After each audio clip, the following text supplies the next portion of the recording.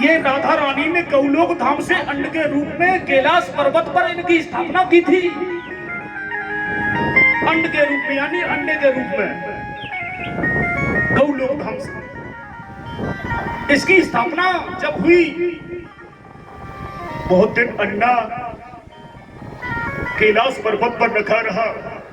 उसने धूप को भी सहा, ठंड को भी सहा, वर्षा को भी सहा। और जिस दिन माता भगवती को लेकर भोलेनाथ अमर कथा सुनाने के लिए तत्पर हुए, उस दिन तक ये अंडा पक चुका था। इसको केवल फूटना ही था, उसमें से जीव को निकलना ही था।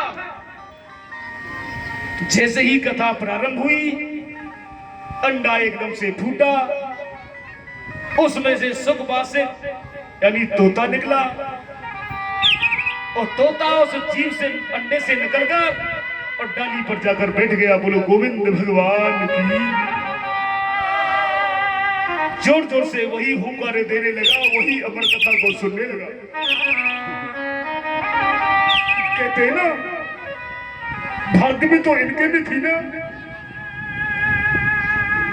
माता ने सुनने का प्रयास किया, भोलेनाथ ने अमर करने का मां को प्रयास किया, लेकिन अमर तो कोई और दूसरा ही हो गया। जैसे ही क्रोध में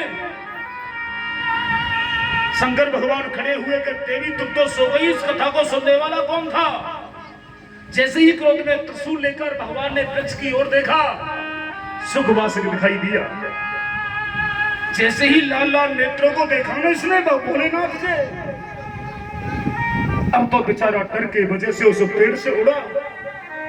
उड़ता हुआ आगे जैसे ही बढ़ता गया, पीछे पीछे शंकर भगवान त्रिशूल लेकर और आगे आगे सुखवासिक, आगे आगे सुखवासिक, पीछे पीछे शंकर भगवान दौड़ते हुए वनों को कंदरों को पार करते हुए इसके पीछे दौड़ते हुए जा रहे। वो कह रहे तू चल, तीनों लोकों में कहां जाएगा, तुझे छोड़ूंगा ही नहीं। तूने धोखे से, चुपके से, चोरी से तूने अमर कथा को सुना, मैं तेरा वध करके ही रहूंगा। अब तो तोड़ते हुए जा रहे हैं, तोड़ते हुए जा रहे हैं, डर रहे हैं कहां जाऊं, किस दिशा में जाऊं। अब तो मुझे बाबा छोड़ेंगे ही नहीं।